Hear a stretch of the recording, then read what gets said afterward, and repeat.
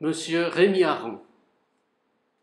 Aujourd'hui, nous allons revenir sur vous en tant que peintre et vos 50 ans de peinture.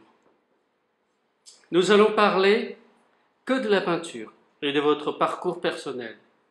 Rien d'autre. Je vous dirai un mot et vous en parlez comme vous le sentez. Prenez la liberté de l'artiste, mais aussi de l'individu. J'ai retrouvé quand vous m'avez proposé de venir dire quelques mots ici dans cette galerie Francis Barlier que je connais bien depuis 30 ans, plus de 30 ans même, puisque c'est ma 4e exposition ici. Et cher Thierry Liu, qui vous occupez de cette galerie, merci de m'avoir invité à venir dire quelques mots sur ma peinture. J'ai ouvert un peu par hasard, comme ça, un livre de Fromentin que j'avais lu il y a longtemps et que j'ai beaucoup aimé, Les Maîtres d'autrefois.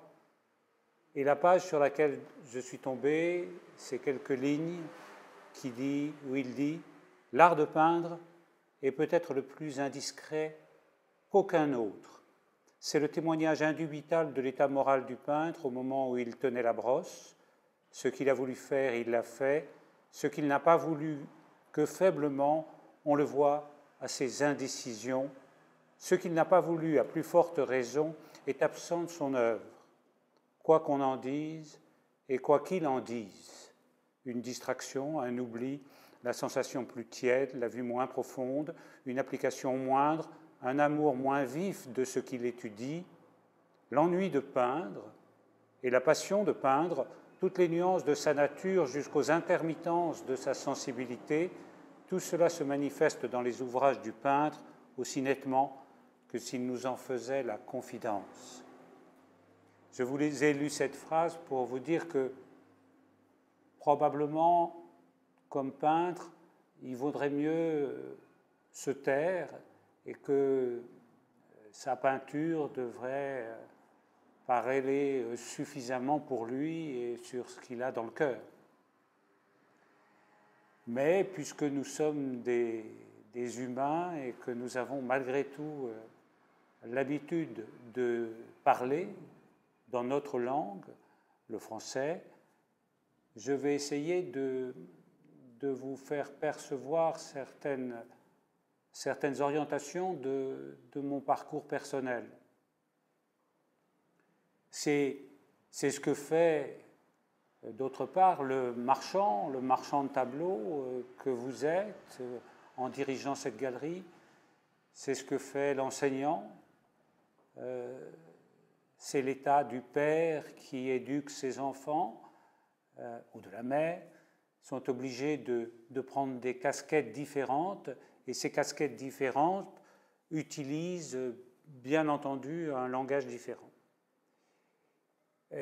Je ne vous parlerai pas des racines même de mon enfance et de la genèse de ce qui m'a fait devenir peintre. J'ai réservé cela à toutes les années de réflexion, de conversation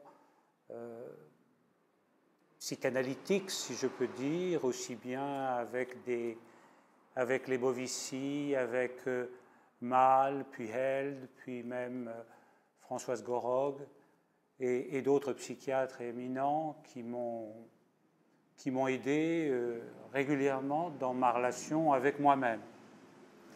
Mais je peux dire que dans ma petite enfance, j'allais, c'est vrai, assez régulièrement au Louvre, surtout avec mon grand-père. Nous quittions la butte du Trocadéro, quelquefois le matin de bonne heure, pour aller à pied descendre jusqu'au Louvre et nous promener dans le musée qui me paraissait très grand et un peu sombre.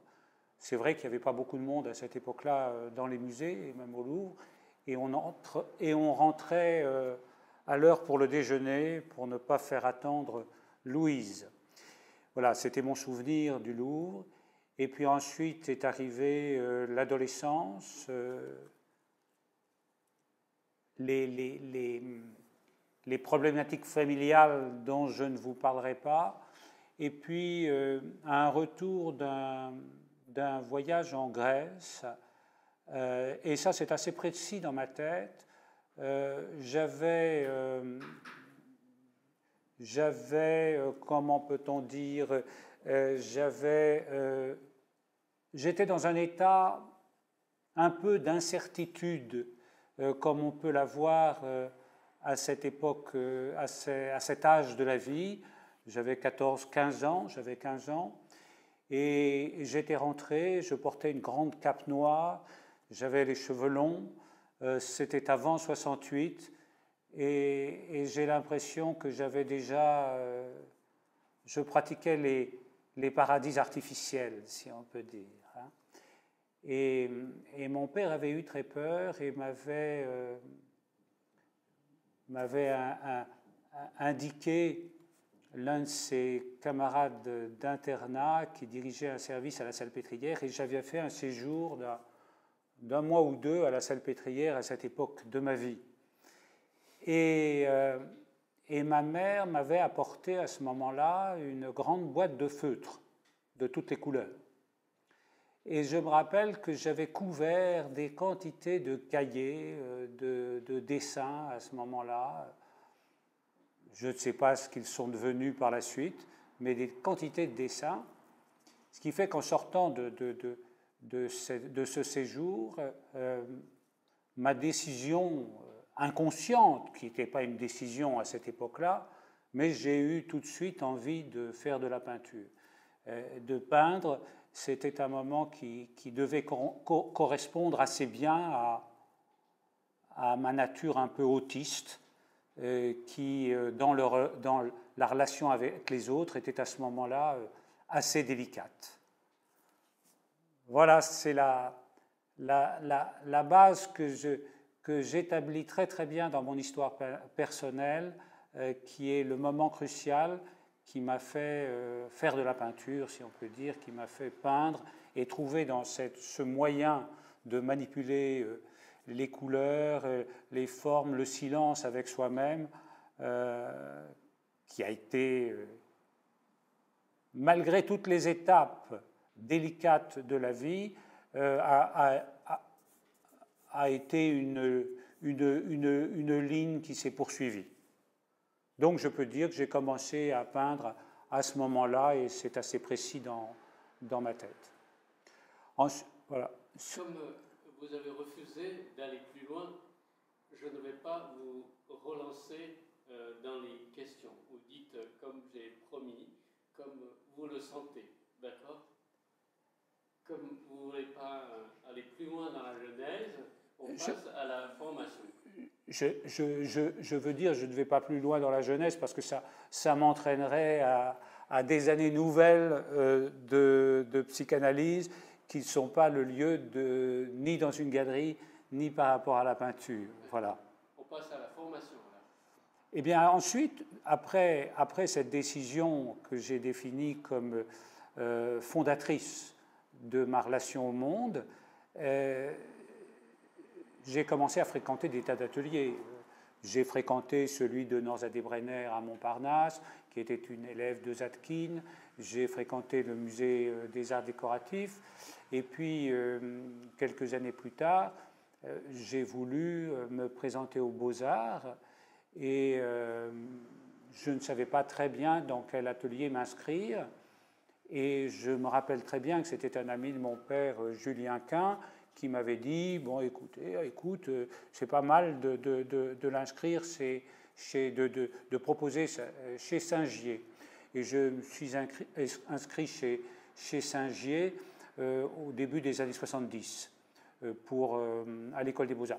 Il faut savoir que l'École des Beaux-Arts, à ce moment-là, elle avait déjà subi, si on peut dire, tous les assauts de ce qui s'était passé dans les années 68. Hein, c'est-à-dire que l'apprentissage dit académique était déjà sans dessus-dessous. Hein. Donc, Saint-Gier était un peintre de l'École de Paris qui a été un peu oublié maintenant, mais qui était un grand abstrait et un atelier tout à fait intéressant où où on regardait la peinture dans sa structuration abstraite, la couleur avec beaucoup de liberté.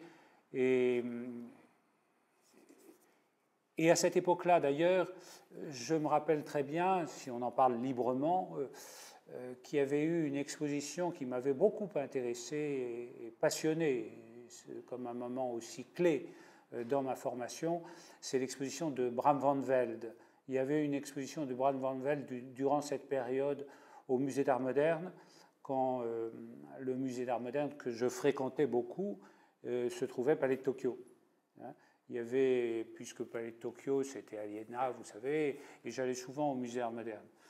Je sais par rapport à cette époque-là, et je vais essayer de vous en faire part, qu'entre le moment dont je me rappelle très bien de mon regard sur la peinture à ce moment-là et celui d'aujourd'hui, c'est vrai que quand on regarde une peinture, on regarde de la couleur sur une toile et c'est très difficile pour celui qui n'est pas initié de percevoir nécessairement la profondeur ou la légèreté de l'idée qui a présidé à cette peinture. C'est très compliqué parce que je me rappelle très bien de moi quand j'avais 15 ans, 17 ans, 16 ans, quand je suis rentré aux Beaux-Arts. J'avais l'énergie, mais j'étais, et je le sais avec le recul, parfaitement inculte.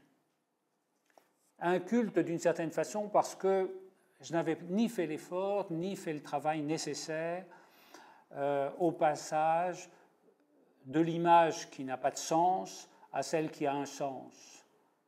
Et là, je ne parle pas ni d'abstraction ni de figuration, je dis simplement, pour répéter une phrase que Picasso a dite certainement rapidement, la peinture, c'est comme le chinois, puisqu'on est dans un univers aussi proche de la Chine, ça s'apprend. Et ça veut dire que la peinture, ça s'apprend, parce que c'est une langue aussi difficile que le chinois. Aussi difficile que le chinois, mais c'est très délicat. Et c'est pour ça que je reviens à la citation que j'ai faite tout à l'heure d'Eugène Fromentin. C'est très difficile de parler de peinture. Et c'est très difficile de parler de peinture parce que ça n'est pas réductible aux mots. Et même les mots qu'employait Plein, dont je vais parler tout à l'heure, qui a été certainement un maître déterminant dans ma vie, les mots n'ont de sens que parce qu'on les pratique, que parce qu'on cherche le sens qu'ils ont, parce que le sens littéral, et je pourrais dire universitaire du terme, n'a pas le même sens que celui de la pratique au sein d'un atelier. Et ça, c'est pour ça qu'il est très difficile de parler de peinture. Je remarquais récemment que la plupart des grands critiques d'art, de ceux qui ont le travail de faire passer le langage de l'univers plastique au public, qui passe par le verbe, par le discours, par l'écriture, étaient généralement de très bons dessinateurs. Les dessins de Baudelaire, même les dessins de Malraux, parlons pas de Fromentin, bien entendu, qui était un grand peintre orientaliste, mais par exemple, qui a écrit, en dehors de tout ce qu'il a écrit, qui a beaucoup écrit sur la peinture et sur Degas, était un très bon dessinateur. C'est-à-dire que le dessin faisait partie de la formation de tous ceux qui étaient amenés à critiquer l'art, à parler de l'art, à servir de passeur entre les artistes et le public. Et je fais une petite digression pour dire que je ne parlerai pas de mes relations nécessairement avec la Chine aujourd'hui, mais qu'en Chine, les critiques d'art, les directeurs de musées, tous ceux qui servent de passeurs sont généralement de très bons dessinateurs et souvent des peintres. parce que ça fait partie encore de leur pratique éducative culturelle. C'était une petite digression qu'on pourrait développer à une autre occasion, mais peut-être pas aujourd'hui. Donc je vous disais que si je reprends ma formation et la progression depuis cette époque de l'École des Beaux-Arts, je suis sorti de l'École des Beaux-Arts en 1972 avec un diplôme. Je suis entré à la Cité des Arts. J'avais un atelier à la Cité des Arts, ce qui a été une espèce de privilège déjà, si on peut dire. C'est une chance inouïe. Madame Bruno m'avait reçu à la Cité des Arts. Et la première année, j'ai peint. Et la deuxième année, j'ai eu une période, une de mes premières périodes de crise. Je me suis mis à peindre d'après des natures mortes que j'avais installées dans l'atelier. Et j'ai passé 6 mois pour l'une et 6 mois pour l'autre à peindre 2 petites natures mortes qui avaient à peine la taille d'un 6 figures, c'est-à-dire d'un format un peu plus grand qu'A4. Et donc j'avais regardé. Et je commençais à lire, d'ailleurs à ce moment-là, les écrits d'André Lotte, qui, en dehors d'être un grand peintre qu'il faut reconnaître pour son travail, a su bien écrire et beaucoup écrire sur la peinture et des choses très intéressantes. Mais je sentais qu'entre mon regard sur la nature, ce que disait André Lotte, j'avais une espèce d'incapacité à comprendre vraiment ce dont il s'agissait. Et je traînais dans les ateliers, j'avais donc la prétention, un peu, l'inconscience d'être un peintre. J'avais fait une exposition en rue de Seine, préfacée par Georges-Henri Rivière, éminent personnage du monde culturel de toutes les époques, entre les deux guerres jusqu'à l'après-guerre, fondateur de toute la muséologie, si on peut dire, contemporaine, et des écomusées, enfin de tout ce qu'a fait Georges-Henri Rivière. Donc c'était pour moi, j'étais déjà parti dans ce qu'on peut dire avec, entre guillemets, une espèce de carrière de peintre. Et puis j'ai senti que je ne savais rien, que j'étais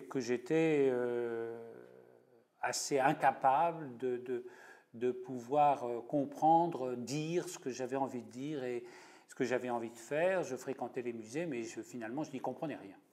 Et donc je fréquentais différents ateliers, je me suis promené un peu partout. Et un jour, au cours Yvon, dans un petit atelier de l'École des Beaux-Arts, qui a d'ailleurs été détruit depuis, avec des gradins, il y avait là un homme qui corrigeait des dessins de ses élèves et qui disait des choses qui m'ont paru immédiatement intéressantes. Je retournais le voir, je l'écoutais, ça m'intéressait. Et puis je travaillais dans mon coin rapidement. J'ai d'ailleurs raconté, je me souviens, et c'est pour ça que je ne vais pas m'étendre trop, cette rencontre avec Roger Plein, mais ça a été très déterminant parce que je lui ai montré des dessins, il m'a dit il faut repartir à zéro, il faut tout recommencer, on y va. Et j'avais dans la cour de l'école, j'ai eu un moment de doute, d'incertitude, et puis je me suis dit à moi-même, on y va, et puis je me suis mis à dessiner 9 heures, 10 heures par jour pendant des années, d'après les modèles vivants, d'après les animaux, d'après tout ça, en n'y comprenant pas grand-chose, mais en lui apportant toutes les semaines des paquets de dessins qu'il corrigeait, enfin qu'il regardait plus qu'il corrigeait, qu'il choisissait, il disait oui, non, et puis vogue la galère, il envoyait quelques mots comme ça à l'aventure, et puis on était là soi-même à essayer de les comprendre, de les diriger, de les intégrer, de voir en regardant les maîtres, en regardant ailleurs si ça correspondait à quelque chose qui vous touchait, etc.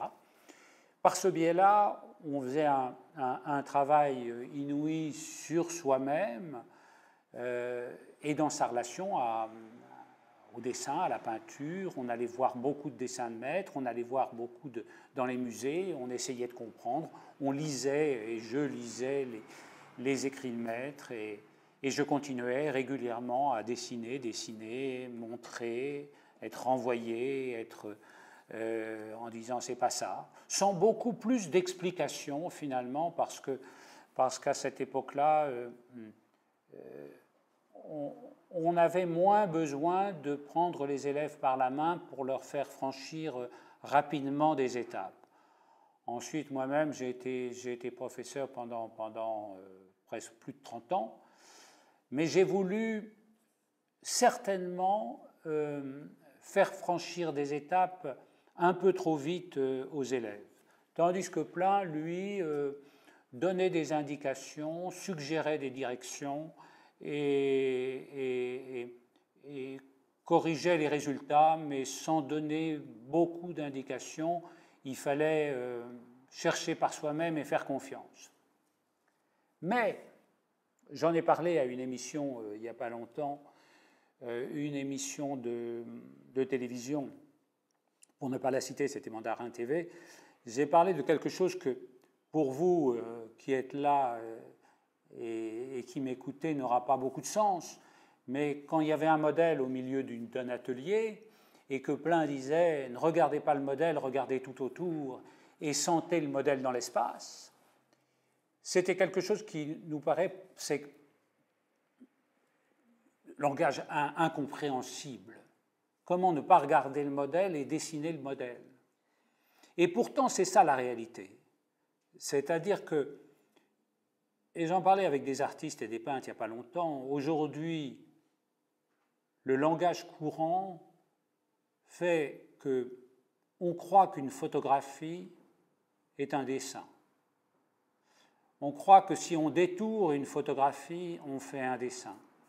Comme je l'ai dit à Mandarin TV, on fait à la limite une ombre chinoise. Mais le propre du dessin, c'est de dessiner la forme dans l'espace et de sentir la forme dans l'espace, ce qui est quelque chose de tout à fait différent du détourage d'un profil qui, pour le dessinateur, n'existe pas. D'ailleurs, si vous clignez d'un œil, vous voyez qu'avec l'autre œil, c'est un autre profil et un autre dessin qui apparaît. Donc, la sensation du modèle dans l'espace est quelque chose de véritablement extraordinaire. Et le dessin même au trait, bien entendu au trait, le dessin d'Ingres ou de Picasso, est un dessin qui est une transposition, qui est une création à partir de la sensation du modèle dans l'espace. Et c'est quelque chose d'assez extraordinaire et qu'il ne faut pas oublier,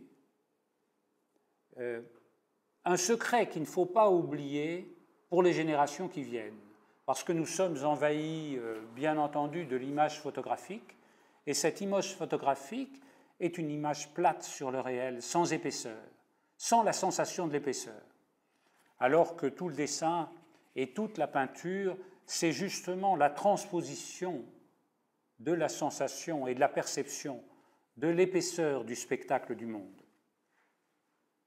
Donc, j'ai fréquenté l'atelier de Roger Plein à partir des années 75 jusqu'à sa mort tragique, parce que il s'est pendu dans son atelier. Mort tragique, sinon on aurait été très proches jusqu'à plus longtemps. Voilà. Donc cette mort tragique. Un de mes élèves m'a dit d'ailleurs, et c'était assez terrible et judicieux, toi tu as eu de la chance parce que Plein est mort. Nous, c'est plus compliqué parce que tu n'es pas encore mort.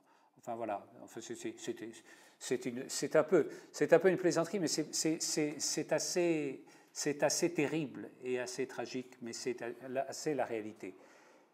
La réalité de notre époque, parce que dans les grandes époques d'art, il n'a jamais été question de la mort du maître ou de la mort du père pour trouver sa propre liberté.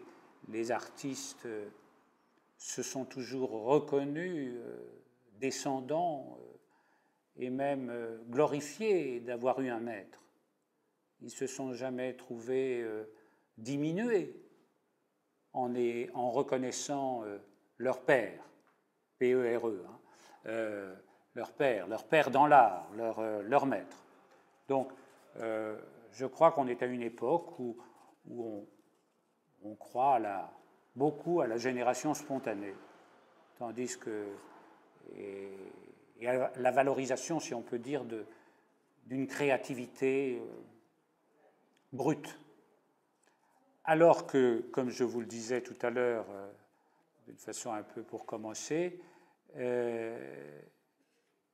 c'est un enrichissement inouï que d'avoir été accompagné pendant toutes ces années par Plein, par Roger Plein, qui était, quoi qu'on dise de son œuvre, qui était un immense maître, un très grand professeur. Ensuite, j'ai connu un peu Berthold, et puis d'autres encore, pour me remettre ensuite, parce que Plein était sculpteur, et grand dessinateur, et d'ailleurs il a dessiné des grands paysages qui sont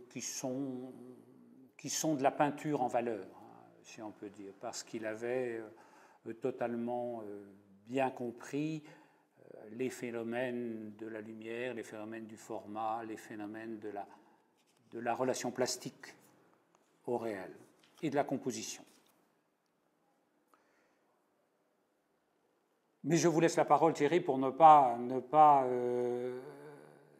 digresser trop longtemps sans...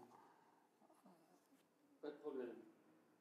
Je vais sauter les parties dont vous avez déjà parlé. Hein,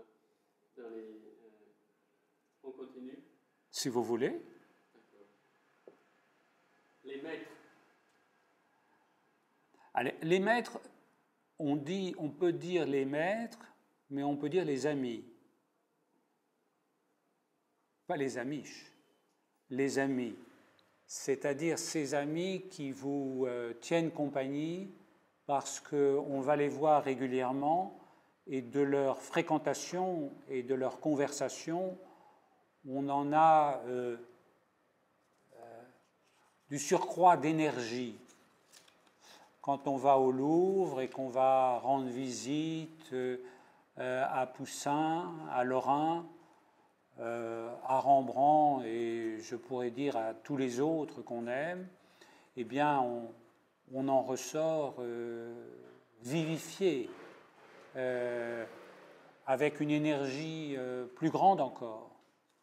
Et donc les maîtres, ce sont d'abord ses amis. Et ses amis, parce que avec eux, on peut avoir des relations très profondes. Je parlais du Louvre, mais je veux parler du Musée d'Art moderne aussi. Hein. Je veux parler de tous ceux qui ont abordé la peinture dans ce qu'elle est véritablement. C'est-à-dire un jeu qui a eu une rupture certainement évidente, qui l'a libéré d'une partie des contraintes qui étaient celles de la peinture. La peinture dans la société, jusqu'au XIXe, avait certainement une mission poétique, c'est-à-dire une mission d'enrichissement spirituel et poétique, mais avait aussi une mission de représentation. C'est-à-dire que la peinture devait représenter la ressemblance, donner des traces historiques de qui étaient les personnages, permettre à quelqu'un qui était à une distance incroyable de pouvoir prendre un mari ou une femme comme épouse, avait donc un besoin de ressemblance.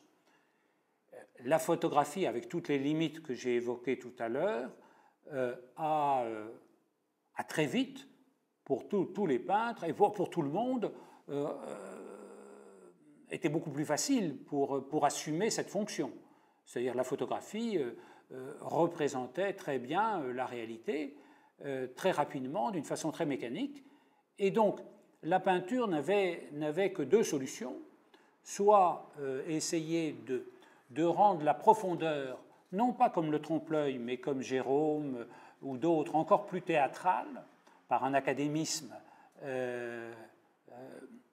qui accentue la possibilité de comprendre l'espace, ou alors la voie de la poésie elle-même, des ressources de la peinture, comme les impressionnistes, les cubistes et tous ceux qui ont suivi, qui ont continué à travailler dans cette relation à la nature, mais qui se sont libérés de la représentation littérale de la réalité.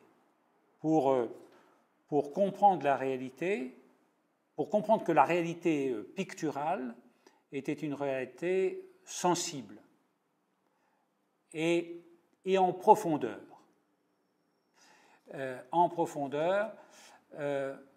Qu'est-ce que la peinture? C'est ce besoin de mettre de la couleur, des valeurs, de salir du papier, de salir de la toile, blanche ou déjà préparée, et avec cet outil qui est très simple, inventer quelque chose qui vous corresponde dans une recherche et dans une aventure personnelle, ce qui est quelque chose de parfaitement incroyable à définir. C'est presque incroyable que l'humanité ait toujours envie et besoin de peindre. C'est tout de même incroyable. Et pourtant, c'est un moyen, je ne dirais pas d'expression, c'est un moyen de vivre, un moyen de survivre que les Chinois ont toujours, mais qui est perçu beaucoup plus vivant en Chine qu'en Occident. Et c'est pour ça que j'ai été fasciné par la Chine dès que j'y suis allé, parce qu'en Chine, la peinture fait partie de ce lien indéfectible entre l'écriture, l'image et la parole et le dessin. Tout ça, c'est quelque chose qui fait partie de la culture chinoise. On ne peut pas imaginer la pensée chinoise sans le dessin. Tandis que la pensée occidentale, la pensée cartésienne, la pensée de la République, est une pensée qui s'articule beaucoup plus autour du langage, autour d'une rhétorique, d'une logique, tandis que la pensée chinoise est issue vraiment du dessin. Je le crois, même si je ne parle pas chinois, d'expérience, c'est ce que j'en ai ressenti en tout cas en fréquentant pas mal la Chine. Et c'est pour ça que je le dis sans autre détour que s'il y a une renaissance qui doit apparaître dans certaines connaissances de la peinture, ce sera certainement par la Chine, parce que la peinture reste toujours vivante en Chine. La nature. La nature, nous sommes de la nature. C'est-à-dire que notre esprit, ce que nous sommes, ce que nous vivons, nous sommes soumis aux limites et nous sommes de la nature. Mais pour le peintre, pour celui qui utilise la peinture comme son médium pour vivre, passe par le regard, par les yeux, et donc obligatoirement par la lumière. Il n'y a rien de plus absurde que de faire visiter le Louvre aux malvoyants. La sculpture n'étant pas un art du toucher, mais un art de la lumière et un art de la forme. Pour regarder les sculptures, mon grand-père me disait « garde les mains dans tes poches ». Vouloir faire toucher de la sculpture aux malvoyants est quelque chose d'absurde. C'est contraire même à l'art de la sculpture. Vouloir faire écouter écouter une symphonie de Beethoven ou une pièce de Chopin à un sourd, totalement sourd de naissance, en lui faisant toucher un disque, ce serait absurde. Eh bien, on est un peu dans la même absurdité, hein, un peu pareil. Maintenant, si ça leur fait du bien et si ça leur fait plaisir, pour moi, ça n'a aucune importance. Je dis simplement que pour le peintre, le sculpteur, le dessinateur, le graveur, le spectacle de la nature est un spectacle de la lumière. C'est un spectacle de la lumière qui s'offre à tous les matins, à celui qui se réveille. Et ce spectacle de la lumière, il se décompose en de la lumière et de l'ombre. L'ombre et la lumière. Parce que jusqu'au XIXe siècle, il n'y avait pas de peinture la nuit. Il n'était pas question de peindre la nuit, même si certains ont peint certainement un peu à la bougie, mais la bougie est quelque chose, ou au feu de bois, mais on ne peut pas imaginer faire un travail de peinture au feu de bois ou à la bougie. Hein? Donc, la peinture, c'était au moment où le soleil se lève jusqu'au moment où il se couche. C'est vrai que l'autre invention qui a bousculé le monde de la peinture, c'est l'électricité. Quand vous vous trouvez en train de faire vos courses à Auchan, vous êtes dans un espace qui est un espace que n'auraient pas connu des artistes du 19e. Des artistes du 19e, et pourtant on est dans l'espace. Et pourtant on est dans l'espace ici et dans la nature, dans cette galerie, à cause de l'électricité. Et l'électricité a changé complètement en apportant de la confusion dans l'éclairage, l'organisation de la lumière. Et ça, il ne faut pas l'oublier non plus.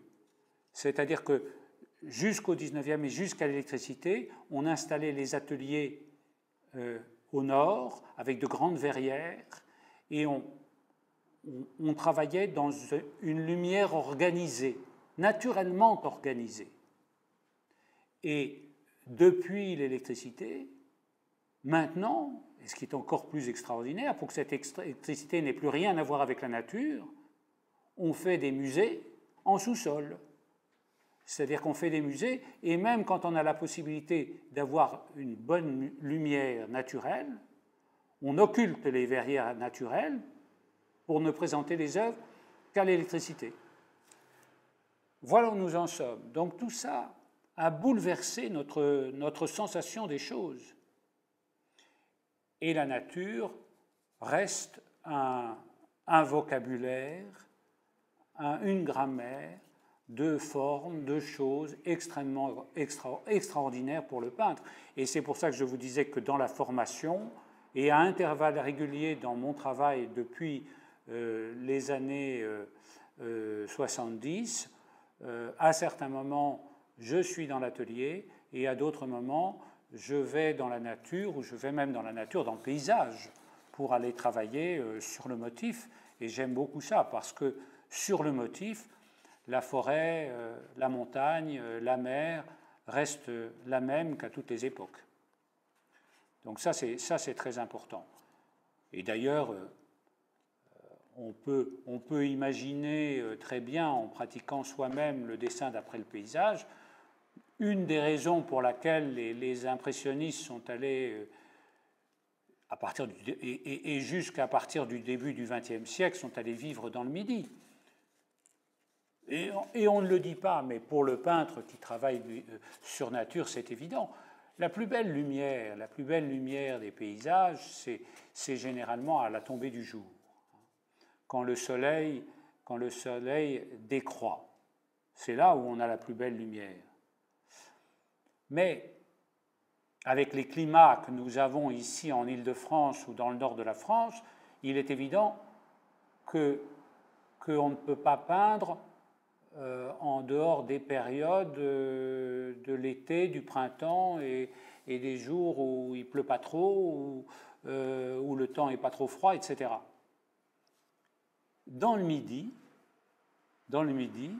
on a la chance d'avoir la lumière de l'hiver qui est la plus belle. Les lumières d'hiver sont les plus belles parce que le soleil est assez bas et donc on a des ombres assez longues. et donc un paysage qui prend du relief. Et dans le Midi, avec la lumière d'hiver, on peut imaginer peindre à l'extérieur. Donc on peut travailler à l'extérieur avec la lumière du soir qui dure toute la journée. Et ça, c'est une des raisons, à mon avis, qui ont poussé les artistes à aller, dans toute la période où ils avaient envie d'aller travailler d'après nature, à trouver des maisons dans le Midi et des endroits pour aller travailler dans le Midi. Voilà pour la nature. La nature, c'est infini et ça doit rester. Pour moi, en tout cas, parce que ce que font les autres, ils font ce qu'ils veulent, pour moi, en tout cas, l'une des ressources importantes. D'aborder cette partie de notre conversation, c'est l'essentiel. Les limites et le format, cette conscience des limites, cette conscience du format, c'est le début et la fin de tout ce qui nous occupe. Comme peintre, bien sûr, c'est la limite du format dans lequel on agit, c'est-à-dire la limite, les quatre côtés de sa toile. Mais la limite au sens le plus général, et le format, ça occupe toute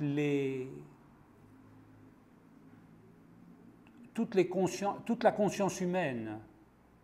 Tout a un début et une fin. Et entre le début et la fin, il y a toute une organisation qui permet d'imaginer des proportions, des volumes, des dimensions. La limite, c'est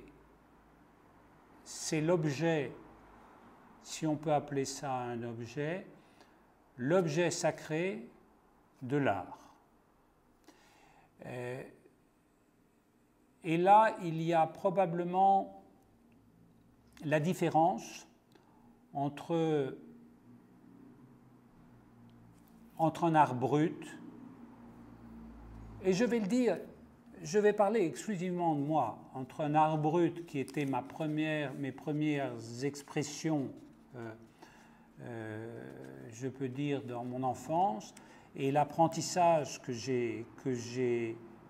dont je me suis nourri plutôt pendant toutes ces années d'apprentissage, qui m'a donné la conscience des limites.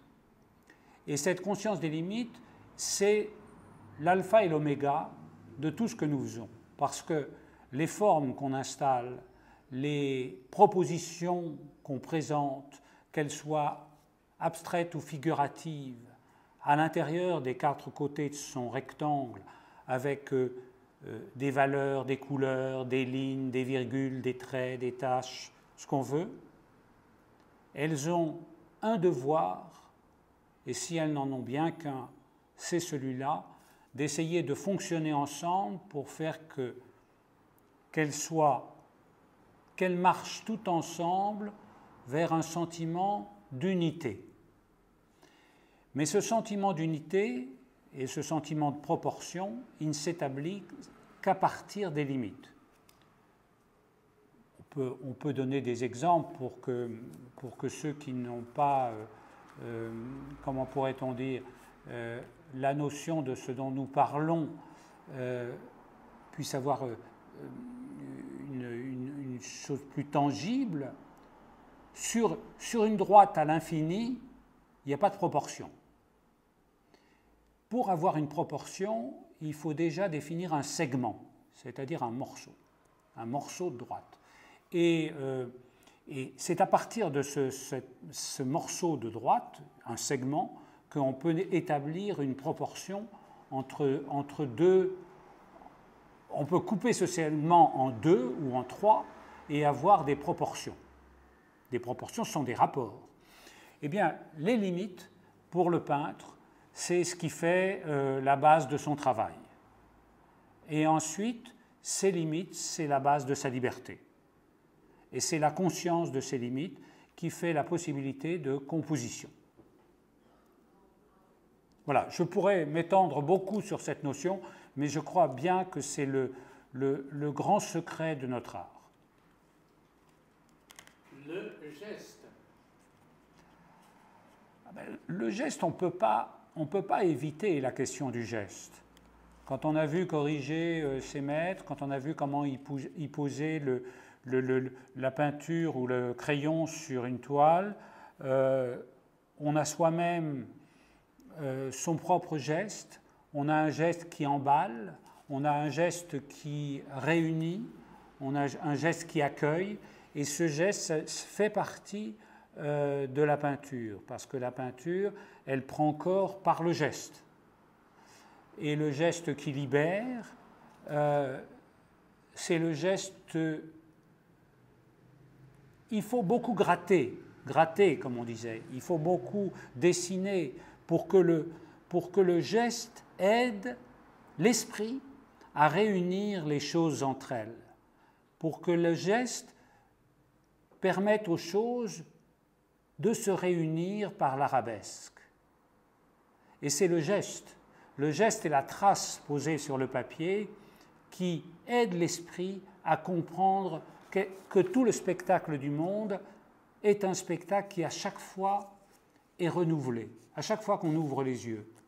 Parce que pour le peintre, ça me permet d'évoquer quelque chose qui va dans ce sens. Le peintre doit dessiner les choses de la réalité comme si elles n'avaient pas de nom, comme si elles n'avaient jamais été nommées. Et il ne regarde dans les choses de la réalité que les formes nouvelles que donne la lumière à ces choses. Et donc ça, c'est extraordinaire. C'est pour ça que Chardin, c'est pour ça que Morandi, ils ont peint régulièrement les mêmes objets à différentes heures du jour, parce qu'à chaque fois, la forme suggérée par ces objets était différente. Je pourrais dire que le peintre, il est de la première révélation. Il est de la révélation qui a séparé le jour de la nuit. Il n'est pas du verbe, il n'est pas du discours. Même si je parle beaucoup aujourd'hui, excusez-moi, mais il n'est pas du discours. Il est d'un autre discours qui fait que tout ce qui est devant lui, devant ses yeux, est prétexte à configuration extraordinaire que lui propose la lumière. Et donc le geste les réunit. Et donc le geste lui permet même de dessiner, parce qu'il doit dessiner. Pour dessiner, il doit désapprendre que les choses aient un nom. Si vous dessinez un pied, c'est foutu. Vous ne savez pas dessiner un pied. Si vous dessinez une chose sans nom, vous allez dessiner un pied. Vous comprenez ? C'est-à-dire qu'il faut oublier le nom qui a été donné aux choses. Et donc, ça va dans le sens de l'arabesque et du geste. Parce que le geste, le corps, aide l'esprit à comprendre. Et ça, encore une fois, les Chinois le savent bien. Les Chinois le savent bien quand ils posent la trace, quand ils posent le pinceau sur le papier, ils savent que le geste est aussi rapide que leur pensée. Le geste affirme ce qu'ils sont en train de dire. Donc le geste fait partie de cette incarnation, je dirais, de l'idée. C'est l'incarnation de l'idée dans la peinture, le geste. Est-ce que le geste exprime aussi l'idée qui n'est pas encore... Le geste précède souvent l'idée. Et le geste est justement... on va pas rester trop longtemps, parce qu'on pourrait parler beaucoup plus longtemps, mais pour arriver à la dernière partie de ce travail que je présente, que vous m'avez donné la possibilité de présenter à la Galerie Francis Barlier aujourd'hui, je dirais que le geste de peindre aujourd'hui précède totalement l'idée que j'ai du résultat. Et c'est ça qui est véritablement une grande aventure que je veux poursuivre, parce que quand je me mets à peindre, c'est le geste que je ne prévois absolument pas avant de commencer qui me fait entrer dans quelque chose que je découvre. Si je peux me permettre de creuser un peu plus là-dessus, quand vous insistez tellement sur le geste, c'est pour évincer l'esprit quelque part. Est-ce que ça sous-entend une certaine communication, par exemple, si on prend Freud, de l'inconscient, qui jaillisse par le geste? Ben le geste est, si on peut dire, mon rêve. Freud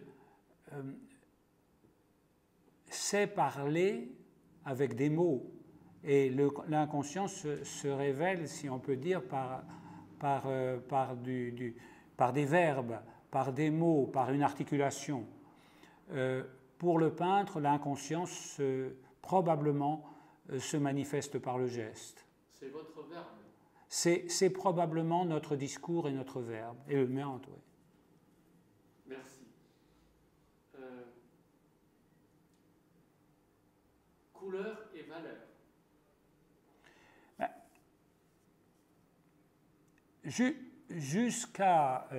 Jusqu'au 19e, bien entendu, le dessin,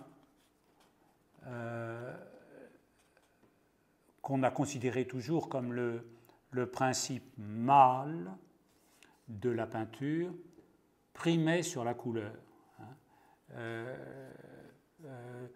D'ailleurs, on peut dire que le dessin, c'est-à-dire l'utilisation des valeurs, c'est-à-dire de la gamme du clair au foncé, du foncé au clair, on peut appeler ça la grisaille, on peut appeler ça ce qu'on veut, mais le dessin permet d'exprimer, on pourrait dire, je ne sais pas le pourcentage, mais 90% de ce qu'est la peinture. C'est-à-dire la gamme du clair au foncé, l'organisation d'une surface, la composition. On peut dire que dans la peinture en noir et blanc, il y a à peu près toute la peinture. D'ailleurs, il était beaucoup plus juste de reproduire les peintures en noir et blanc, en photo, dans les livres, et beaucoup plus informatif que des photos en couleur, parce que la couleur est généralement complètement perturbée par la reproduction. Donc des photos en noir et blanc donnent une information beaucoup plus importante sur ce qu'est une peinture que finalement des photos en couleur. Ça, c'est une autre question.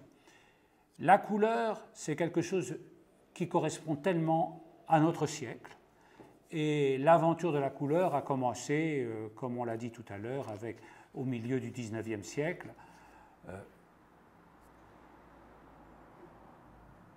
Jusqu'à Malevich et son carré blanc sur fond blanc, et jusqu'à Klein, jusqu'au monochrome. Le monochrome étant l'aboutissement de la couleur, c'est-à-dire l'aboutissement de la forme colorée, c'est le monochrome.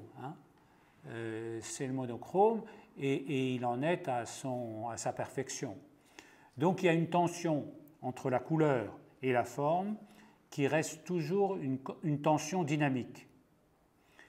Mais il y a la couleur, quand on parle de la couleur, on parle souvent d'harmonie colorée et on s'attache à la décoration. Je crois que la couleur en peinture, c'est aussi des forces, c'est aussi un système de forces, comme la valeur. La couleur, elle a plus ou moins d'intensité et plus ou moins d'éclat. On a parlé des couleurs chaudes, des couleurs froides, mais parlons plutôt d'éclat coloré.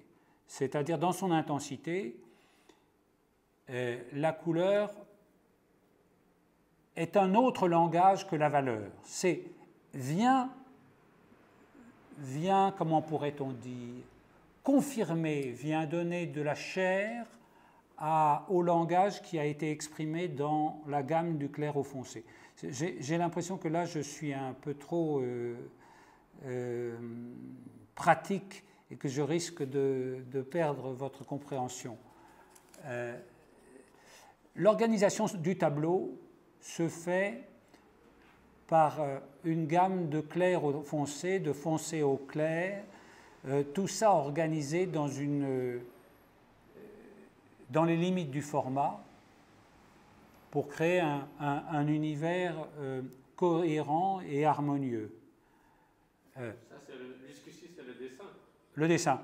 La couleur, elle, vient donner des forces nouvelles qui viennent se surajouter à cette problématique. C'est encore des contrastes, c'est encore des forces. Et n'oublions pas que la taille des éléments de chacune de ces forces est aussi très importante. On se souvient de la phrase de Gauguin, 1 cm² de verre est moins vert qu'1 m². Donc ce mètre carré de verre prend plus de place dans le tableau que s'il y en avait 1 cm².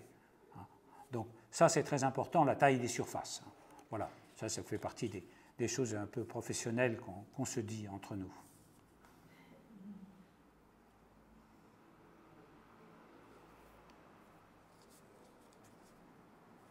La liberté.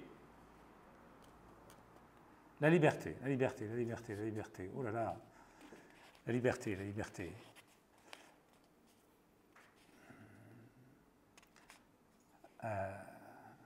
L'art naît de lutte, vit de contraintes et meurt de liberté. C'est de Gide.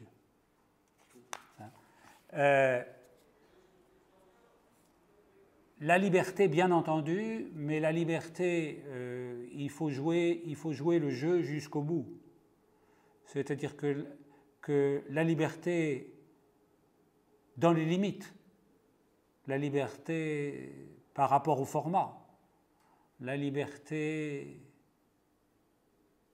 pour imposer une hiérarchie et un ordre, là se trouve la liberté. Et pour nous, peintres, c'est la liberté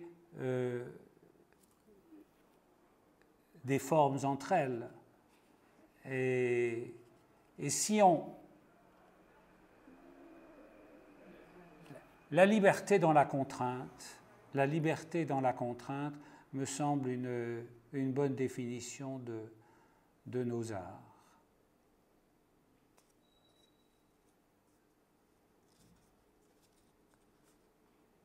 La poésie. La poésie. Ah oui, on va faire entrer les poètes au Panthéon, les poètes rebelles. On n'est pas sérieux quand on a 17 ans, etc. Ce qui est la poésie, je parle surtout, et je ne parlerai surtout que de la peinture, la poésie en peinture est une relation des surfaces entre elles. C'est-à-dire que toutes les surfaces, toutes les choses qui composent le tableau s'articulent, dialoguent, réagissent, et c'est comme une interaction et un moteur qui fait que peut-être à un certain moment ça commence à marcher et à fonctionner. La poésie, la grande poésie, c'est quand même, dans la littérature française et dans la poésie française, c'est l'art du sonnet, tout le monde le sait.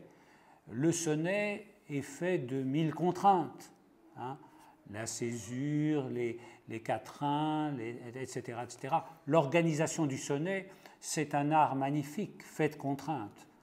Eh bien, on peut dire que pour nous, peintres, la poésie, s'il y en a une, et si c'en est bien une, c'est l'articulation des formes entre elles.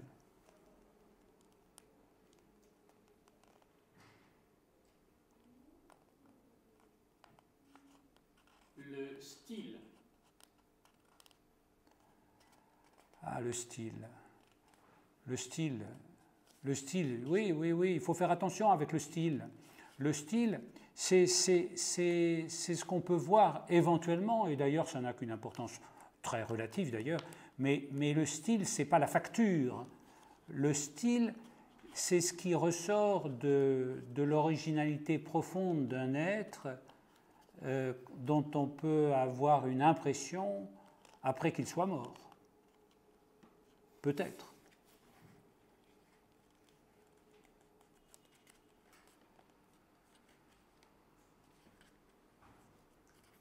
La figuration et l'abstraction.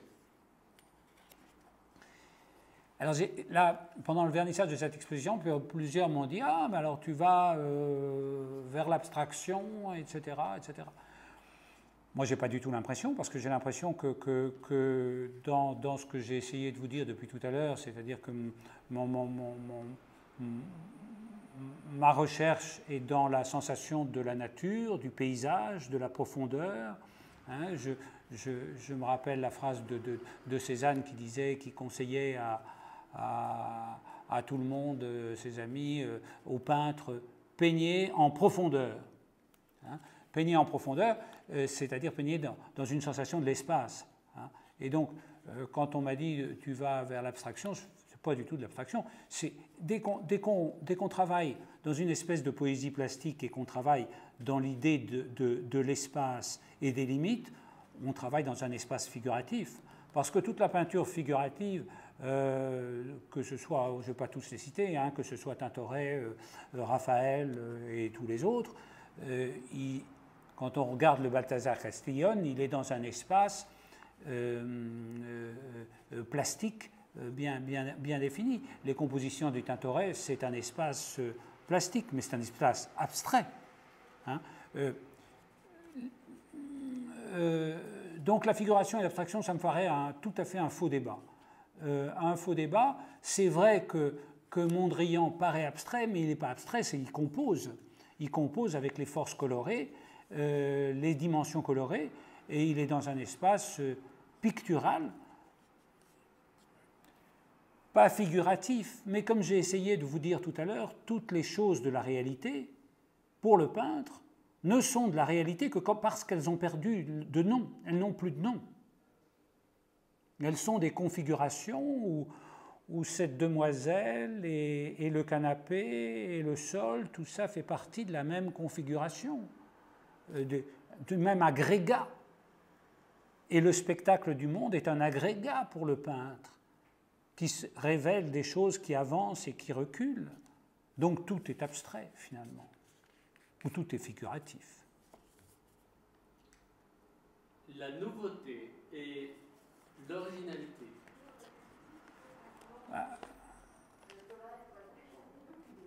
Bon, la nouveauté, ça, on nous rebat les oreilles toujours avec ce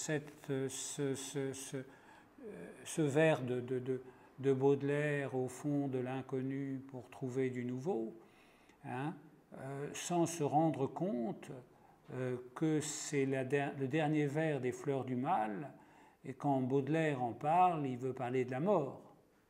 Hein. Il parle de la mort. Et la nouveauté, au fond de l'inconnu, pour trouver du nouveau, c'est pas celle-là qui est celle de la vie. Je vais être un peu naïf, je vais dire que chaque être humain, et on le sait maintenant, comme chaque brin d'herbe, a son originalité et sa nouveauté. Et que tout le monde, si chacun est juste avec lui-même, a son originalité, sa nouveauté, et je crois qu'il ne faut pas la chercher pour elle-même, c'est surtout ça. Elle est donnée en plus, peut-être, et des grands artistes,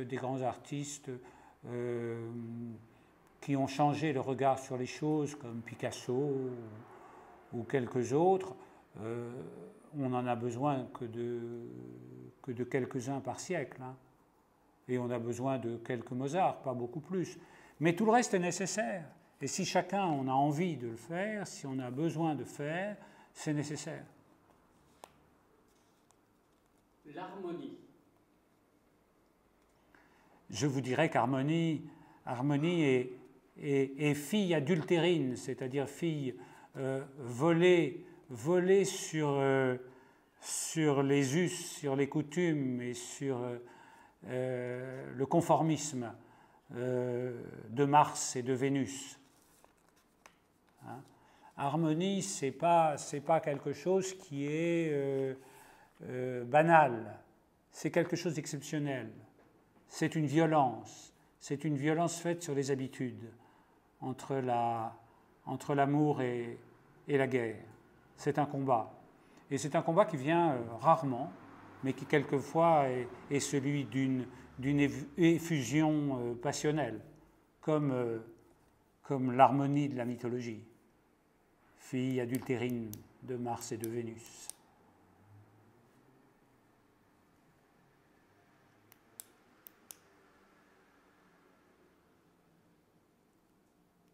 La géométrie.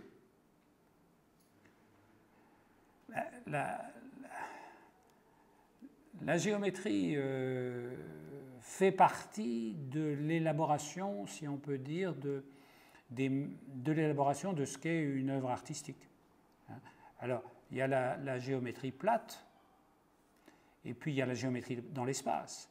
C'est celle dont parlait Cézanne. Hein. Vous voyez la nature comme des cônes, comme des cubes, comme des boules, hein, enfin si on veut, hein, mais il n'a jamais dit comme des ronds, comme des rectangles et comme des triangles. Donc la géométrie, ça va dans le sens de ce qu'on a dit tout à l'heure, c'est-à-dire que le monde est organisé par des alignements de géométrie dans l'espace. Et le tableau s'organise autour d'alignements de géométrie dans l'espace. Voilà, je ne vais peut-être pas être beaucoup plus long parce que sinon, j'ai peur d'ennuyer beaucoup notre assistance.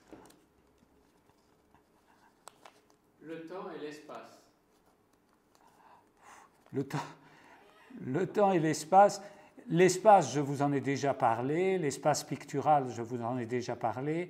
Et ça fait partie vraiment de ma recherche picturale personnelle. Ça, c'est incontestable.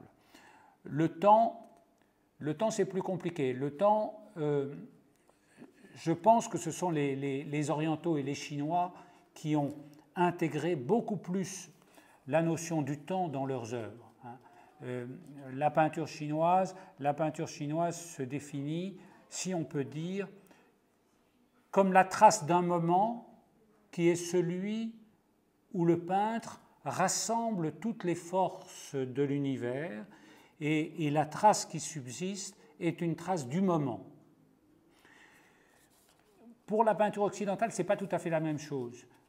Pour la peinture occidentale, parce que notre philosophie dans le sacré de ce qu'est le format, sacré qui est aussi sacré en Chine, ça n'a pas du tout la même incidence, si on peut dire. Ça ne procède pas du tout de la même philosophie. Nous, notre philosophie, elle part du temple et du bâti. Nous, on vit dans un temple avec des colonnes à l'intérieur, avec un lieu, un espace du sacrifice. Et le tableau est compris dans ce temps long, dans ce temps-là, dans le temps du construit, dans le temps du bâti. Les Chinois, eux, intègrent dans leur espace spirituel beaucoup plus la notion du mouvement, du temps qui passe et de l'instant, qui est celui de la création. Nous, on n'est pas tout à fait ici, on est dans l'avenir qui sera plus tard. C'est-à-dire que l'éternité, elle est demain. Tandis que pour les Chinois, l'éternité, elle est dans l'instant, ici et maintenant. Et je pense qu'entre nos deux civilisations, il y a des dialogues, des relations à continuer, à établir pour construire ce que va être l'humanité demain. On a bien vu que l'humanité était capable de s'arrêter le doigt sur la couture du pantalon en 8 jours. Donc il va bien falloir qu'elle comprenne, cette humanité, qu'elle est solidaire et qu'elle est une. Hein. Et donc ces deux attitudes philosophiques par rapport au temps, les Chinois et les Occidentaux ou les Français, nous avons encore beaucoup de choses à faire ensemble. Alors, je vais faire un peu court. 2 derniers mots.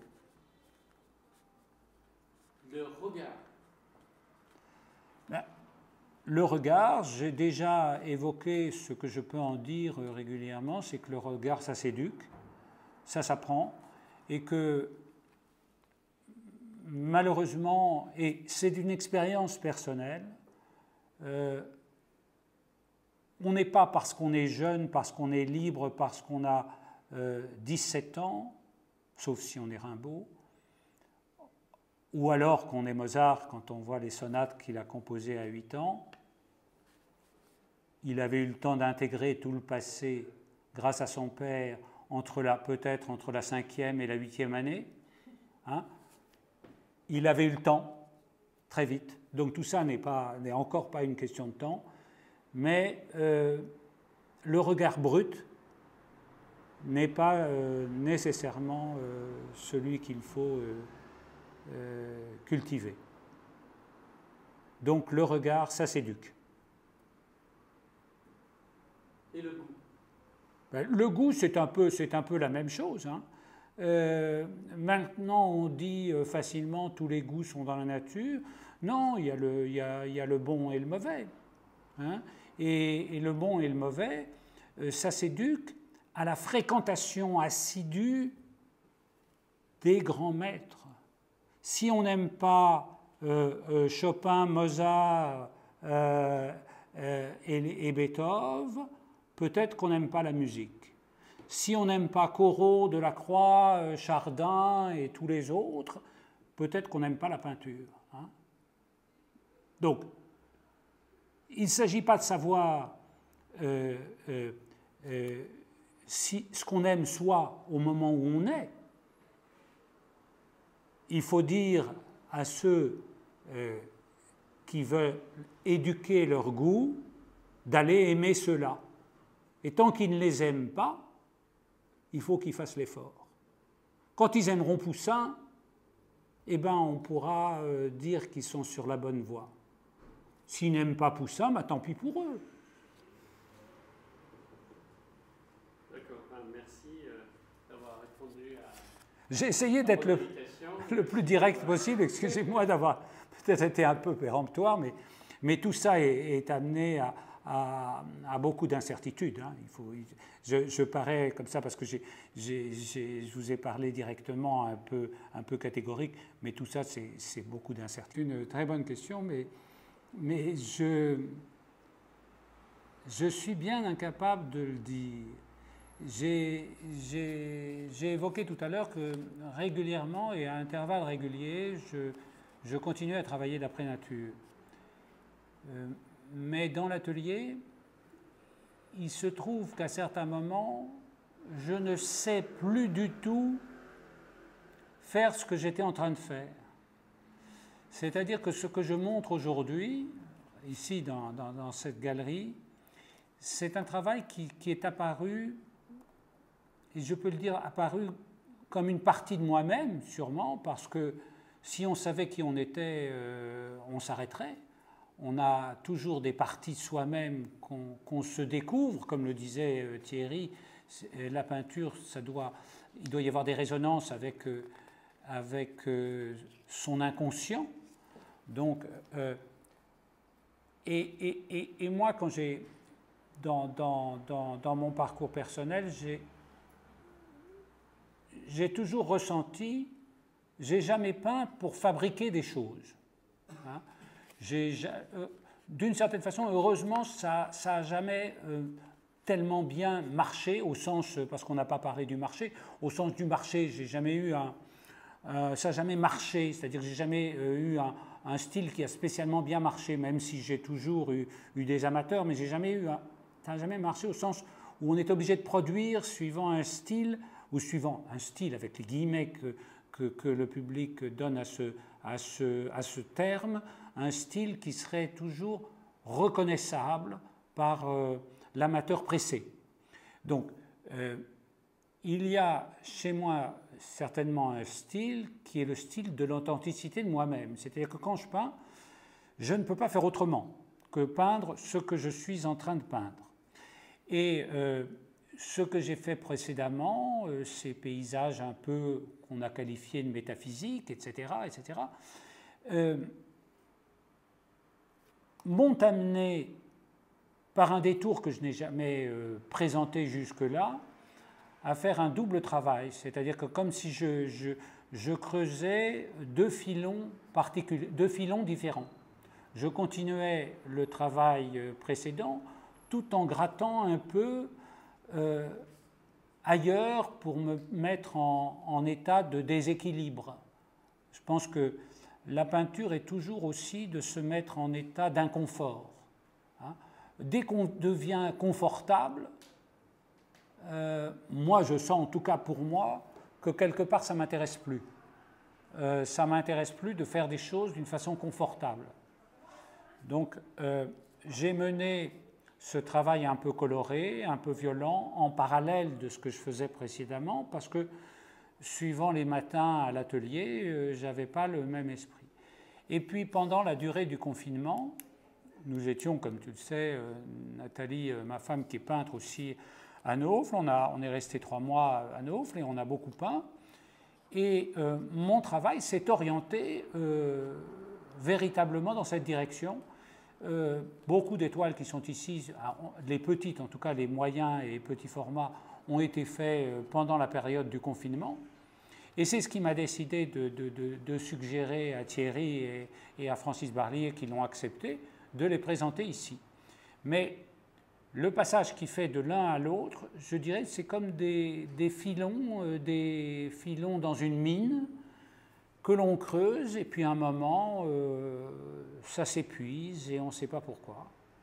Ça s'épuise et on ne sait pas pourquoi, et quelque chose de nouveau apparaît, qui est une autre partie de soi-même, sûrement. Et là, je me retrouve dans des sensations inconscientes et je suis content d'en parler aujourd'hui, qui me rapprochent de mes premiers états que j'ai évoqués tout à l'heure au début, de ces premiers mois à la salpêtrière avec les feutres que m'avait donné ma mère.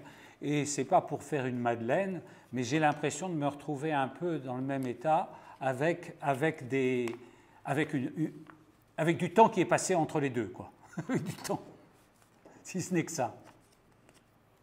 Alors j'avoue que tu as, évoquant cette période de la salpêtrière, tu as assez vite signalé qu'un peintre qui t'a frappé à cette époque, c'est Bram van Velde, oui, que je connais peu, mais que j'ai vite vu en vérifiant, que les œuvres sont assez proches d'un certain nombre de dessins très colorés, très vifs et très ardents en forme et en éclat que tu as fait à cette époque. Oui, c'était pas la même couleur, c'était pas les mêmes couleurs que Bram van Velde. Et la plupart des toiles que j'avais faites à cette époque, je les ai supprimées, je les ai recouvertes, je les ai voilà. Donc tu les as subtilisées.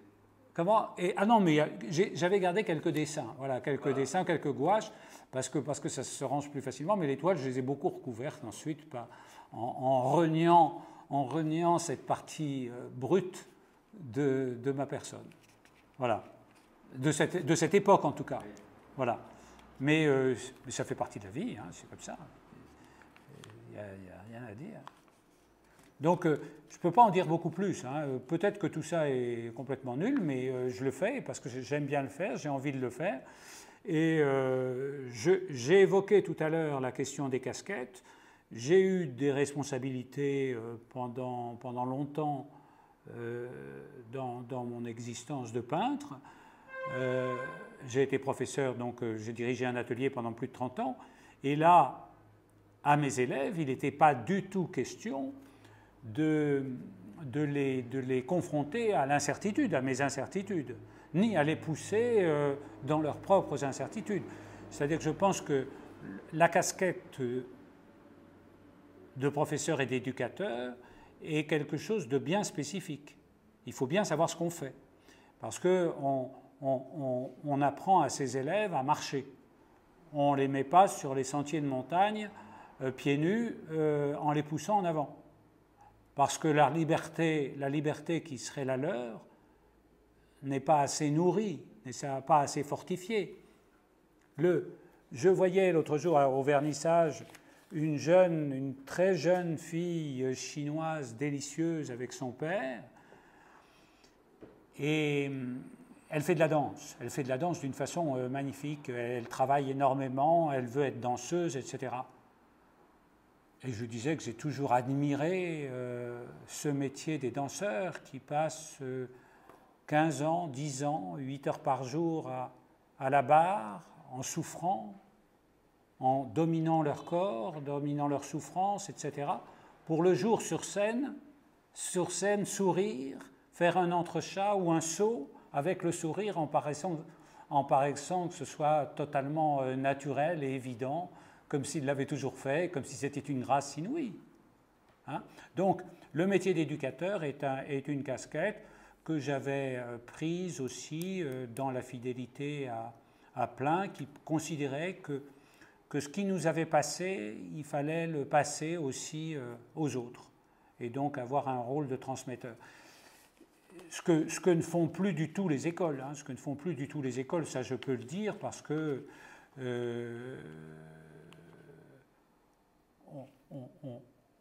on prend les enfants dans les écoles maternelles, on les fait peindre et dessiner, alors que Picasso a dit, et ça il l'a redit, je n'ai jamais fait de dessin d'enfant. Je n'ai jamais fait de dessin d'enfant. Picasso l'a dit. Hein. Donc, il a réservé le moment où il faisait des dessins d'enfants, peut-être au dernier moment de sa vie, quand il avait 90 ans. Là, il faisait des dessins d'enfants. Mais avant, il a dit qu'enfant, il n'a jamais fait des dessins d'enfants. Mais ça, c'est très important. C'est-à-dire qu'aujourd'hui, on fait dessiner dans les écoles des petits, mais on continue la même éducation dans les écoles des beaux-arts jusqu'à la fin. Donc, on n'éduque plus les enfants au dessin, à comment voir la réalité, à comment dessiner. On n'éduque plus. Mais c'est comme ça. C'est comme tout le monde devient totalement brut. Mais c'est comme ça, on n'y peut rien. L'autre casquette que j'ai assumée, ça a été la casquette de président d'association d'artistes. Et heureusement, j'en suis libéré aussi. Parce que là, quand on est président d'une association nationale d'artistes, on est obligé de tenir compte de la diversité des tolérances.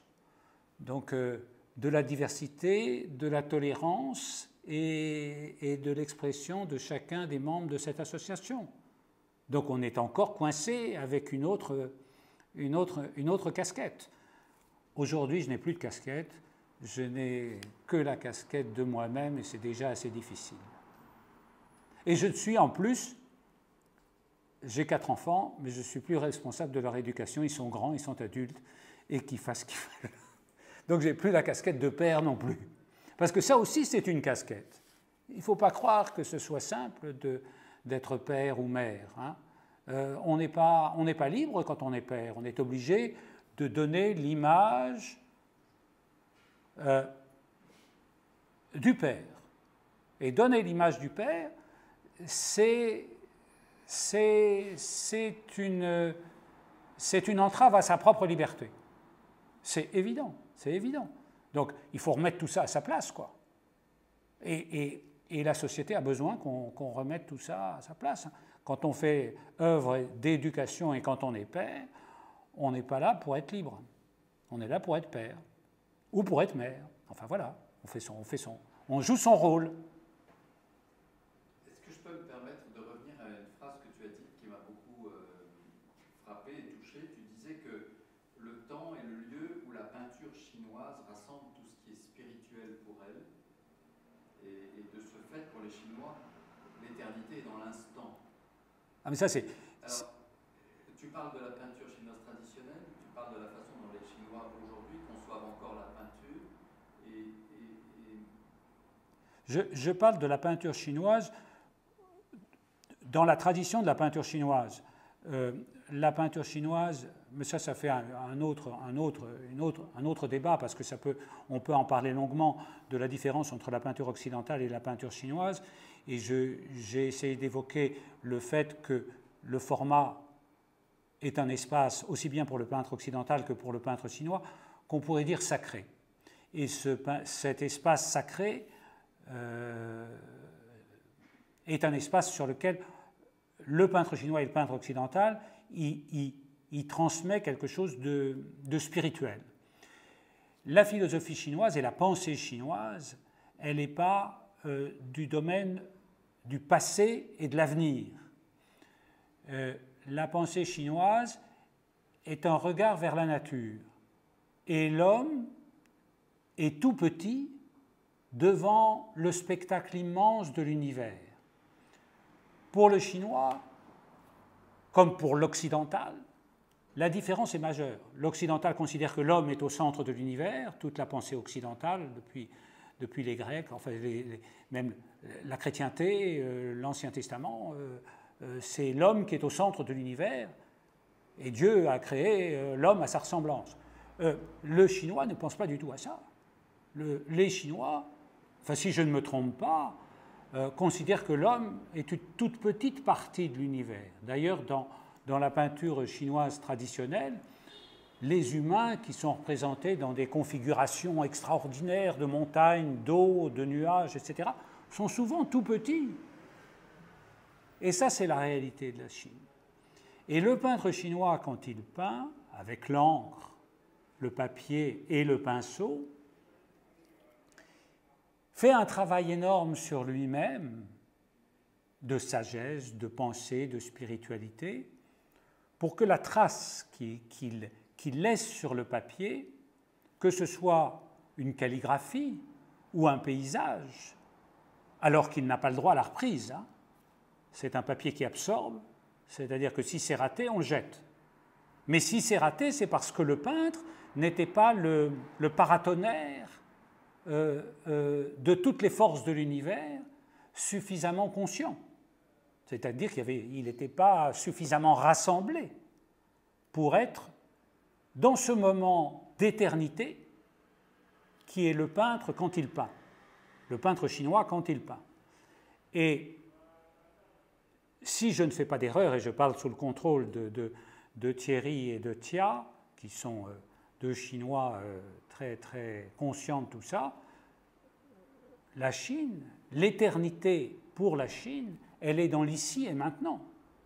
Elle est dans le rassemblement de toutes les forces de l'univers qui se manifestent dans l'ici et maintenant et dans le bonheur et dans l'harmonie, ici. Et le peintre transmet, laisse la trace de ce moment-là, qui est un moment extraordinaire. Tandis que nous, on réserve le paradis pour demain. Est-ce que C'est une magnifique conclusion. Oui, c'est magnifique. Alors qu'on pourrait dire que votre peinture, votre processus, le moment de la peinture, c'est plutôt la lutte pour un moment plus harmonieux. Oui, c'est vrai, mais je suis en train d'essayer de travailler le matin sans savoir du tout où je vais aller. Et j'hésite beaucoup dans ma peinture aujourd'hui, même à finir les tableaux, parce que quand on finit les tableaux, on fait marcher en soi un processus qui est celui de l'habitude. C'est-à-dire qu'on sait finir les tableaux avec quelques années de travail. C'est-à-dire qu'entre l'acte de peindre et le regard qu'on prend le lendemain, si on reprend son tableau, il faut complètement le bousculer. Il faut oser le bousculer complètement. Mais si on reprend son tableau juste pour le finir, c'est-à-dire mettre les quelques touches qui vont équilibrer l'ensemble, etc., je préfère ne pas le faire. Parce que je sais que c'est un processus intellectuel qui finalement va tuer cette partie pas finie, peut-être ratée, mais par où va passer enfin une part d'incertitude. Mais si c'est pour bien terminer, bien boucler, bien ranger, bien ranger dans un tiroir et mettre sur la pile de linge, le tableau qu'on doit finir, ce n'est pas intéressant. Donc je pense que dans la philosophie chinoise, si j'ai quelque chose, il y a quelque chose que j'ai ressenti, c'est bien celui-là. Qu'un peintre chinois, quand il a fini sa calligraphie ou sa peinture, il peut vous la donner, mais il ne prétend pas que ce soit totalement terminé. C'est un état de ce qu'il était à ce moment-là. Et c'est peut-être là où quelque chose pourrait se retrouver dans l'influence chinoise et de ce que j'essaie de trouver moi-même. Le blanc du papier, on peut en parler, c'est aussi le vide et le plein dans la peinture chinoise, hein, et le blanc du papier, c'est-à-dire c'est la lumière. Hein, je vais faire une toute petite digression et après je reviens à l'incertitude. La différence aussi entre la peinture chinoise et la peinture occidentale, c'est que la peinture occidentale, qu'on va dire la peinture à l'huile ou la peinture à l'acrylique, c'est-à-dire sur une toile. La différence, c'est que c'est plutôt plus qu'une différence, c'est plutôt un dialogue. C'est que le peintre chinois part de la lumière et avec l'encre, il forme la lumière. Il forme avec des valeurs plus claires et plus foncées, il donne une forme au clair. Il lui donne une forme. Parce que suivant qu'il met un foncé ou un clair, le vide ne va pas paraître aussi vide. Parce que le vide dans la peinture chinoise, c'est jamais du vide. C'est aussi du plein. C'est-à-dire que le blanc est du plein. C'est aussi du plein, mais il part de la lumière pour donner une forme à la lumière. Tandis que le peintre occidental, en amenant de la matière sur la toile qui traditionnellement était plus teintée, était même un peu sombre, il va apporter de la lumière sur la nuit. Et là, il y a un processus presque inverse de nos deux traditions. Et ça, c'est quelque chose de passionnant. Sur l'incertitude, bien entendu, mais alors, justement, il y a encore des tas de questions qui sont en même temps des questions qui ne sont pas résolues sur cette question d'incertitude. C'est vrai qu'un peintre, et Picasso, et tu as eu bien raison de le citer, comme je le disais tout à l'heure, il faut se mettre presque tout le temps en déséquilibre. Tout ce qui est certain dans son achèvement, ça fait partie probablement des arts appliqués, hein, des arts décoratifs, mais ça ne fait pas partie de la peinture. La peinture, c'est une aventure sans garde-fou, si on peut dire. C'est une aventure sans garde-fou, et il faut essayer d'avoir le moins de garde-fous possible. Et ça, c'est une partie assez délicate. Mais sinon, sur le reste, je suis bien d'accord avec toi. La peinture, c'est une aventure extraordinaire pour ça. Il faut se débarrasser de toutes les certitudes, jusqu'à l'incertitude même. Il faut du temps pour comprendre ça. Bah, quand on est jeune artiste, on est persuadé de trouver la lumière et en vivre après pleinement, mais on ne la trouve jamais, puisqu'on est tout le temps en recherche.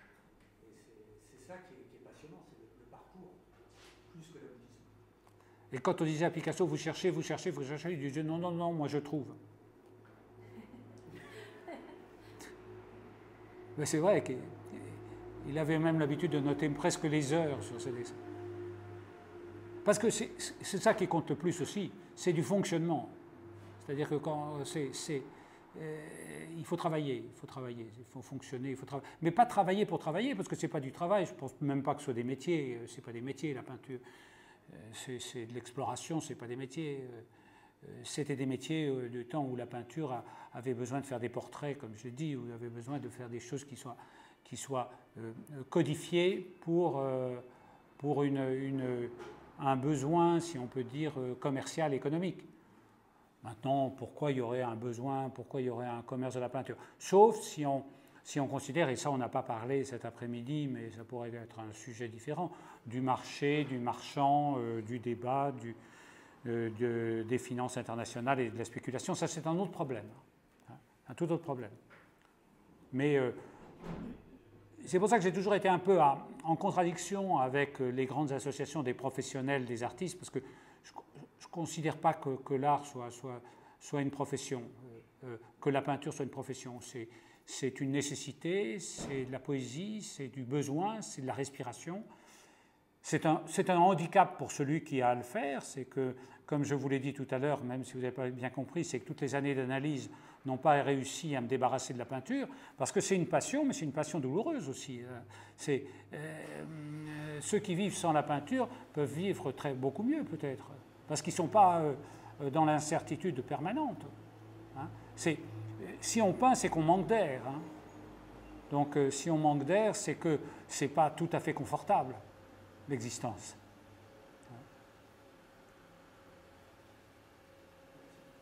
Donc on ne peint pas pour se faire plaisir, quoi. Voilà. Donc, et voilà. Donc c'est. Parce qu'on vit de sa peinture, c'est pas métier. Voilà. Et il y en a qui vivent très bien de leur peinture, et c'est très bien, qui vendent très bien, parce que l'analyse qu'on peut en faire, c'est assez simple, c'est que l'art expérimental qui se vend sur le marché international, c'est un art de spéculation internationale. Donc ça, c'est autre chose, c'est-à-dire c'est l'art financier. Mais, et puis, de l'autre côté, ça, ce qu'on disait dans la jeunesse, l'art de la rive droite, mais ça n'existe plus, c'est des choses qui n'existent plus. La rive droite, c'est un art qui se vend bien aussi, c'est un art qui est en corrélation immédiate avec une nourriture déjà prédigérée. C'est-à-dire c'est une nourriture qui se vend bien parce que le spectateur et l'amateur a déjà prédigéré à l'intérieur de lui-même ses références. Donc, ce qui se vend bien, c'est soit l'art financier, soit ce qui est déjà digéré. Il n'y a pas le choix. C'est-à-dire que celui qui va acheter, pour accrocher dans son salon, eh ben, il a besoin de quelque chose qu'il a déjà à moitié accepté, quoi. Donc c'est absolument évident. Donc tout ça est compliqué. Donc le marché de l'art, c'est très compliqué. Les grands marchands comme Canveller et les autres, c'était ceux qui étaient des grands professeurs d'humanité. C'est-à-dire des grands professeurs, parce qu'un marchand, ça doit être comme un professeur qui va aider ses disciples à comprendre les grands maîtres du passé. Et les grands marchands sont ceux qui font ce travail pour le public. C'est-à-dire qu'ils font le travail de passeur que l'artiste ne sait pas faire. C'est-à-dire qu'ils mettent dans l'imaginaire du public des nouveaux artistes avec des nouveaux espaces, des nouvelles propositions et des choses comme ça. Donc il faut des grands marchands. Ça, c'est des grands marchands, c'est très important, parce que les grands marchands, ce sont les grands passeurs. Les critiques d'art en font partie, comme je l'ai dit tout à l'heure. Hein. Mais les critiques d'art, et comme les marchands, il faut qu'ils aient presque une pratique professionnelle. Ce que je pourrais dire aussi en Chine, et c'est là où, et on va peut-être s'arrêter parce que ça va être trop long, c'est que tous les Chinois, tous les responsables chinois, jusqu'aux politiques, jusqu'aux dirigeants des grands journaux, sont tous des dessinateurs, sont tous des peintres. Et donc ça change beaucoup l'ambiance. C'est-à-dire qu'ils ont dans leur formation l'habitude de la calligraphie, de la peinture, du paysage. Ça va changer, ça risque de changer un peu avec les ordinateurs. Mais généralement, c'est ce qui s'est passé, et ça, je l'ai toujours vu en Chine, d'aller rendre visite à un grand directeur de journal, et juste à côté de son bureau, il me montre son atelier avec sa table, et là, dès qu'il a un moment, il va peindre. Donc, le tissu est attentif, le tissu social est attentif. Ça change beaucoup.